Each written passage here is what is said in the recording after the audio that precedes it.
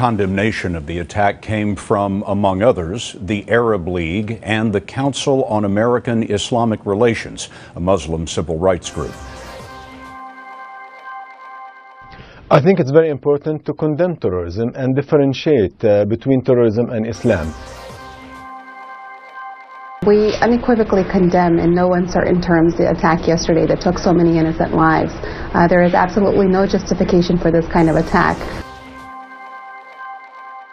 American Islamic leaders say the officer was a practicing Muslim. His name is Ahmed Morabit. He's Muslim, and that shows that these people are killing more Muslims than others.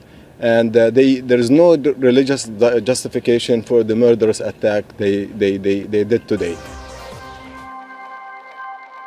In Washington, New York, and San Francisco, mourners also paid tribute. These alleged perpetrators claimed that they avenged the Prophet Muhammad. I say to them, they offended the Prophet today.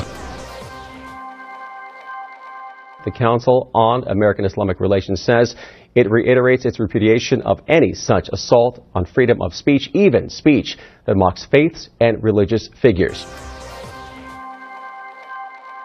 A spokesman for the Council on American Islamic Relations in Anaheim says nothing can justify attacks on innocent people. If someone uses free speech to insult and mock Prophet Muhammad, we should also be using free speech, as we always do, to educate and correct misperceptions about Prophet Muhammad.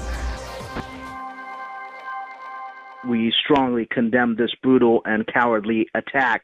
There is no excuse. Mohebi has been on the receiving end of threats during Ramadan that 10 News reported last year from the Islamic Center.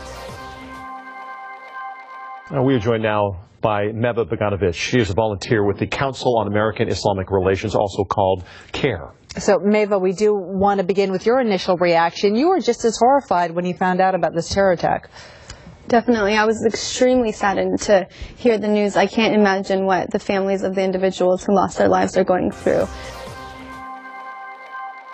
No sense of alienation could justify this kind of brutal terror attack. I mean, we have defended people who have insulted Islam. For instance, Michael Savage, the radio host, was banned from Britain a number of years ago.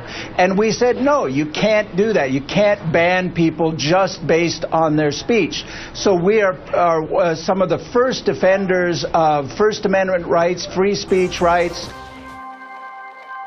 Well, tonight the Council on American Islamic Relations here in Minnesota is issuing a renewed call of calm and education. The new executive director says now is the time to marginalize the extremists carrying out these attacks rather than vilify the Muslim faith. We realize that in all the cases that we work with and in all the work that we do, a lot of the times it's just misinformation that creates some sort of anxiety and fear. Extremists benefit from that. Jelani Hussein insists there is no room for extremists in any community.